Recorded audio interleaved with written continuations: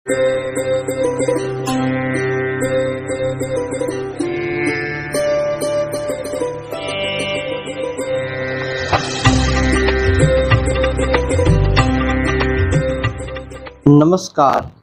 प्रिय दर्शकों, हाजिर हूँ मैं अपनी माताओं और बहनों से।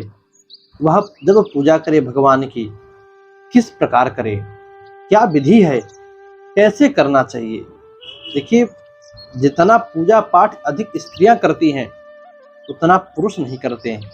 इसलिए हमारे शास्त्रों में स्त्रियों का शक्ति का स्वरूप कहा गया है, महिलाओं को, लड़कियों को लक्ष्मी कहा गया है, किंतु पुरुष को नारायण नहीं कहा गया।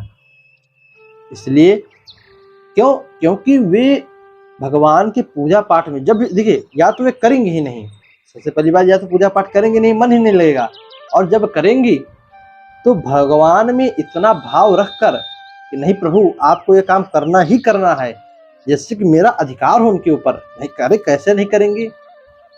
इतना मान जान के उन्हें अपने दिल से, भावना से जो भगवान का पूजन करती हैं, दिल से करती हैं, शुद्ध भाव से करती हैं, या फिर उसके पास जाएंगे नहीं।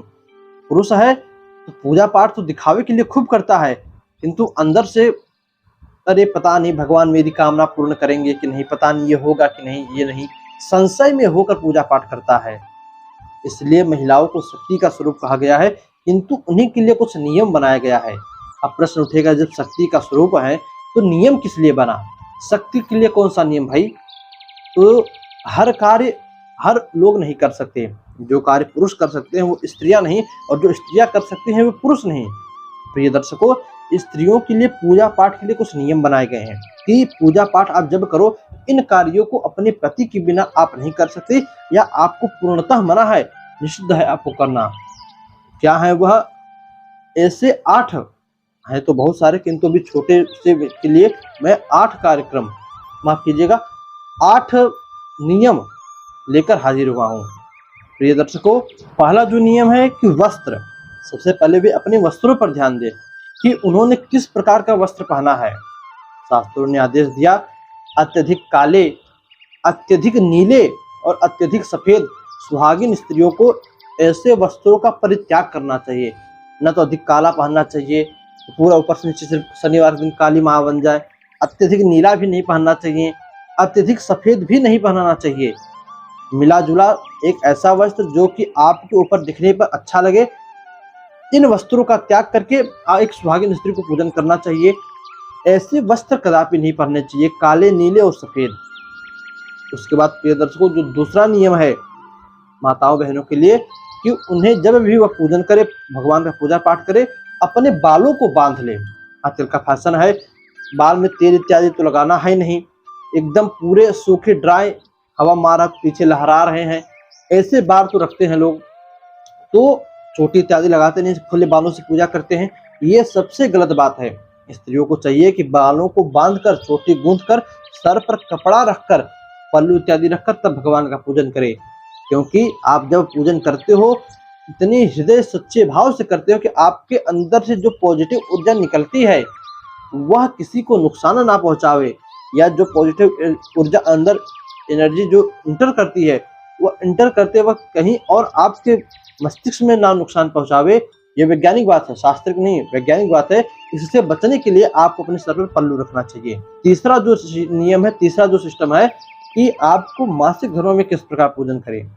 तो देखिए, मासिक धर्म में शास्त्रों ने आदेश दिया कि 4 दिनों तक, जिस दिन से प्रारंभ हो उस दिनों से 4 दिनों तक आपको पूजन पाठ नहीं करना चाहिए, क्योंकि आप उस समय मानसिक स्थिति आपकी सही नहीं रहती। अब ये भी नहीं कह रहे अंदर कि आप पागल होती हो, ऐसा नहीं, उस समय आप थोड़ी डिस्टर्ब होती हो, जिससे कि पूजा पाठ में मन नहीं लगता। शास्त्रों ने आदेश दिया 5 दिनों तक भी आराम करे, भगवान का दूर से ही हाथ जोड़ ले, मनन कर ले, ठीक है, मूर्तियों को स्पर्श नहीं करना चाहिए। 5वें दिन से स्नान इत्यादि करके शुद्ध होकर भगवान का पूजन करे, पितरों को तर्पण इत्यादि जल दे। प्रिय दर्शकों, चौथी जो बात है, भगवान शिव का और शालिग्राम का पूजन करें कि ना करें, उनके शिवलिंग को, शालिग्राम पिंडी को छुएं कि ना छुएं। क्या पूजन कर सकते हैं, कोई मनाही नहीं है, किंतु कुछ लोग होते हैं जो बहुत रगड़ रगड़ कर पूजा करते हैं। अब शिव जी की है काई लगी है, बहुत रगड़ रगड़, सिर्फ पुरुष को आदेश दिया कि शिवलिंग का स्पर्श करे, उसका विधिवत पूजन करें, रगड़ कर साफ करें, स्त्रियों को नहीं। अब दूर से ही पूजन कर दो, जल गिरा दो, वस्त्र इत्यादि चढ़ा दो, हल्दी रोड़ी चढ़ा दो, किंतु रगड़ रगड़ कर पूजन करने का स्त्री को आदेश नहीं दिया।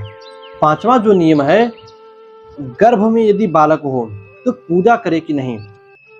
तो देखिए शास्त्रों ने इसके लिए आदेश दिया कि जिस स्त्री के गर्भ में बालक हो उसे तो अवश्य पूजा करना चाहिए, क्योंकि गर्भगत बालक पर आप जैसा कर्म करते हो, देखिए बालक पेट में बच्चा है आपके, आप उस समय जैसा चित्र देखोगे, जैसी भावना अपने मन में लाओगे, जैसी अच्छी बुरी बात सुनोगे, सूंघोगे, खाओगे, पियोगे, वैसे ही कृत्य उस बालक के ऊपर पड़ते हैं, वही असर वही स्वभाव उस बच्चे का बनता है।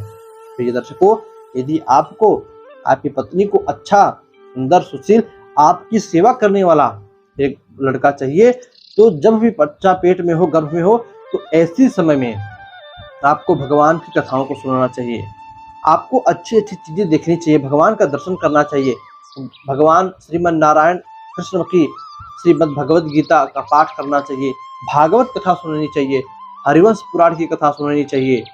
तो ये दर्शकों, जो छठा नियम है कि साष्टांग प्रणाम, पूरे डंडा की तरह लेटकर दंडवत प्रणाम स्त्रियों को करना चाहिए कि नहीं। कुछ लोगों को मैंने देखा है, उनके गुरुजी आए, पूरी स्त्रियां जमीन पर लेट गई, लेट कर प्रणाम करने लगी, या मंदिर में गई लेट कर प्रणाम करने लगी। ऐसा करना चाहिए कि नहीं। तो देखिए ना, शास्त्रों ने इसके लिए आदेश दिया कि स्त्रियों को कभी भी लेट कर पूरी तरह से प्रणाम नहीं करना चाहिए। आप अपने गुरु हो, माता पिता, ब्राह्मण हो, या तो मंदिर में हो, आप दोनों हाथों से प्रणाम कर लो, अपने आंचल से प्रणाम कर लो, किंतु कभी भी आपको लेट कर प्रणाम नहीं करना चाहिए। स्त्रियों के लिए मैंने कहा ना, कुछ नियम अलग से बनाए गए। अब सोचेंगे कि जब हमें इतना बड़ा दे दिया पदवी शक्ति का, तो फिर हमारे लिए इतना नियम क्यों, इतने आदेश हम पर क्यों थोपे गए। तो देखिए, शक्ति हमेशा हर चीज से भिन्न होती है। पुरुष आम आदमी है, जो करे उससे कुछ फर्क नहीं पड़ता, किंतु आप शक्ति हो, आप थोड़ा सा भी कुछ गलत करोगी, उसका पूरा संसार को भोगना पड़ेगा कष्ट। इसलिए आप बहुत सोच समझकर, बहुत नियम पूर्वक सभी चीजों का पालन कीजिएगा। सातवीं जो बात है, देखिए अब ये सातवीं आठवीं जो बात है, दोनों कंफ्यूजन सभी को रहता है कि पूजा पाठ में अपने पति के किस भाग में बैठे, राइट साइड में कि लेफ्ट साइड में। देखिए, हमेशा पूजा पाठ जब आप किसी देवी देवता का पूजन करो, उस समय शास्त्रों ने कहा कि स्त्री को अपने पति के दक्षिण भाग में यानी दाहिनी ओर बैठना चाहिए। किंतु जब वे ब्राह्मण से प्रसाद ले, ब्राह्मण के पैरों को धोवे, अथवा जब अभिषेक करवावे, पूजा के बाद जो कलश होता है, उस कलश में से थोड़ा सा जल निकालकर पति पत्नी के ऊपर छिड़क कर उनका अभिषेक किया जाता है। तो ऐसे समय में अपने पति के बाएं भाग में बैठना चाहिए। भोजन खाना खाते वक्त बाएं भाग में बैठना चाहिए। आखिरी जो आठवां नियम था, जो आठवीं कंफ्यूजन वाली बात थी, वो है रक्षा। रक्षा सूत्र कलावा हाथ में दाहिने बधवाएं कि बाएं बधवाएं स्त्रियों के लिए। तो देखिए, इसके लिए शास्त्रों ने आदेश दिया, यदि कुंवारी स्त्री हो, कुंवारी लड़की हो, तो अपने दाहिने हाथ में, कुंवारी विधवा स्त्री हो, कुंवारी और विधवा दाहिने हाथ में, सुहागिन स्त्रियां बाएं हाथ में रक्षा बंधवाना चाहिए। तो ये दर्शकों, इन 8 बातों का, इन 8 नियमों का आपको अवश्य पालन करना चाहिए, तब जाकर आपको आपके पूजा पाठ का फल मिलता है। तो ये दर्शकों, उम्मीद करता हूं कि आप इन बातों को फॉलो करोगे। ऐसे और भी वीडियो जानने के लिए आप हमें फॉलो कर सकते हो इसी यूट्यूब पर। हमारा फेसबुक पर भी पेज है, आप उसे भी लाइक कर सकते हो। तो बस आज के लिए इतना ही। पुनः इजाजत दीजिए, पुनः मुलाकात होगी आपसे किसी नए वीडियो में, नए टॉपिक के साथ।